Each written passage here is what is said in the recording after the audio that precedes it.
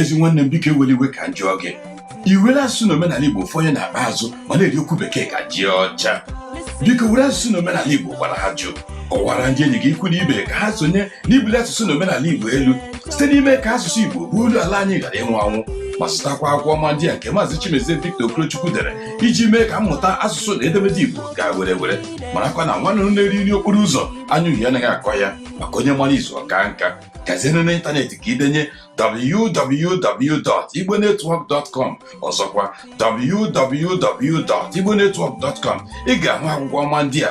Ndị ala anyị bụ ụmụ Igbo bi na mba ụwa dị iche iche, ekele m ụnụ. Ụka akụkọ bụ Maazị Chimezie Okorochukwu. Onye isi ụlọ ọrụ na-ememe ụgbọala na Naịjirịa bụ Chief Innocent Chukwuma nke jiri Innocent Vehicle Manufacturing IVM wee mara na mba ụwa Afrịka niile ekwupụtala n'aka ndị ụlọakụ Guaranty Trust Bank maọbụ GTB n'ahịa ịchafụ dị na njem amaghị ọkwa nke ndị EFCC na ndị uwe ojii mara ụzọ ụtụtụ wee wụchaa n'ezinụlọ ya ma jidekwa ya. Onye isi mgbasa ozi nke EFCC bụ Maazị Wilson Ụwajere kwupụtara na ihe mere ya na ndị ọrụ ya na ndị uwe ojii ji bịa kpụrụ Chief Chukwuma bụ maka na ọ zaghị oku nke onye isi mgbasa ozi ha gbasara ibe anapụtara ya nke ndị na-ahụ maka isi ego na aghụghọ maọbụ Capital Market and Insurance Fraud Unit ka na-eleba anya.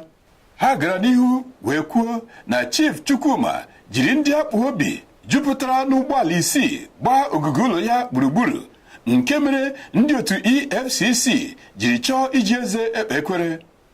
Aja mbele niile ha kọrọ gbasara otu ha si gbakwa nwa nnụnụ nne ya efe ezuorela ofe ka ịmara na enwere ihe ndị arụrụ ala dịka ha nye akpa asụ akpụ bụ n'obi. Chief Innocent Chukwuma sịrị na nke bụ eziokwu bụ na ya na ndị ụlọakụ GT Bank nwere nsogbu mgbe ya chọpụtara na ha ji nwayọọ akpịrị ego ya dị 100,000 naira 5.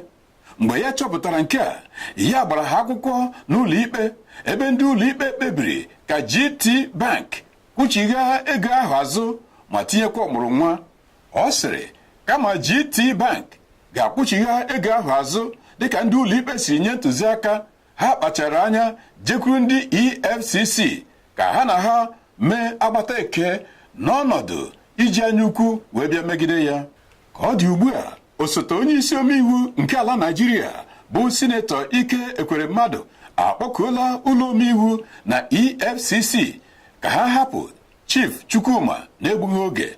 Okeanọnụ nwoke atara aka n'eze wee kwuo na ụlọ ọrụ Chief Innocent Chukwuma eweela ihe karịrị 1000 mmadụ 10 n'ọrụ iji mee ka ọ dịrị ala Naịjirịa mma. As a lawyer and as a parliamentarian, I'm at a loss how a commercial transaction between a customer and his bank will involve EFCC or any law enforcement agency. And if we reduce our law enforcement agencies into agents of debt recovery, then we are doomed as a nation. Ka nke a na-akpọtụ omeiwu enyi nna ya Abaribe gbadosiri ụkwụ ike n'ala n'ụlọ nzukọ omeiwu wee katọọ agwa ọjọọ rere ure nke ndị EFCC kpara. O wutere ya nke ukwuu ka EFCC ji kpachara anya jee ka ha bute ogbe ụkwa n'ukwu ụkpaka.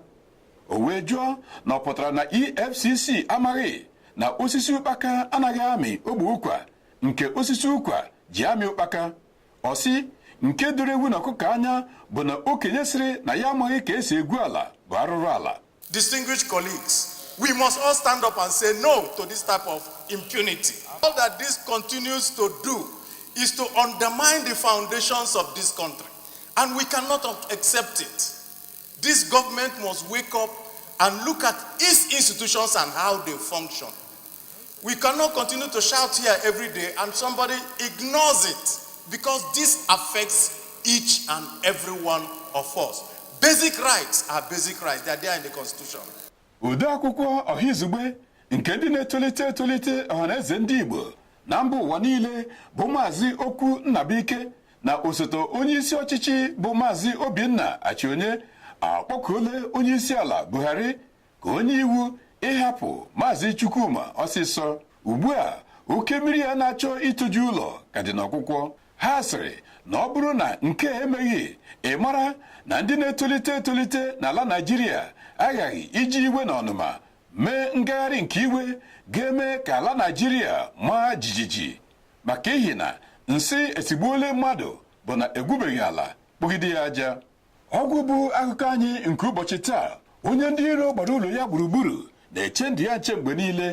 Ya bụ ụmụ Igbo unu arahụkwala ụra, ka ọ dịwa mgbe nta ka anyị chụọ ọnụ na owere nchi mgbe onye ohi ga-akwa na ya nwụrụ anwụ, ka anyị gaa nụ chọọ ihe anyị furu efu. Asụsụ na omenala Igbo ga-adị. Ndewonu.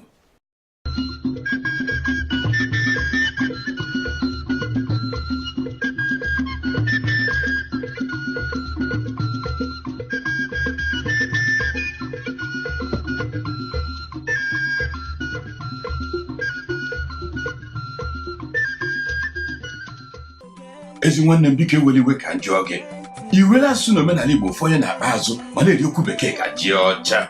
Biko were asụsụ na omenala Igbo gwara ha jụ, kọwara ndị enyi gị ikwu na ibe ka ha sonye n'ibuli asụsụ na omenala Igbo elu site n'ime ka asụsụ Igbo bụ olu ala anyị ghara ịnwụ anwụ, ma zụtakwa akwụkwọ ọma ndị a nke Maazị Chimezie Victor Okorochukwu dere iji mee ka mmụta asụsụ na edemede Igbo gaa were were. Marakwa na nwanne m na-eri nri okporo ụzọ anya uhie anaghị akọ ya, maka onye mara izu ọka nka. Gazienụ n'ịntanetị ka idenye www.igbonetwork.com, ọzọkwa www.igbonetwork.com. Ị ga-ahụ akwụkwọ ọma ndị a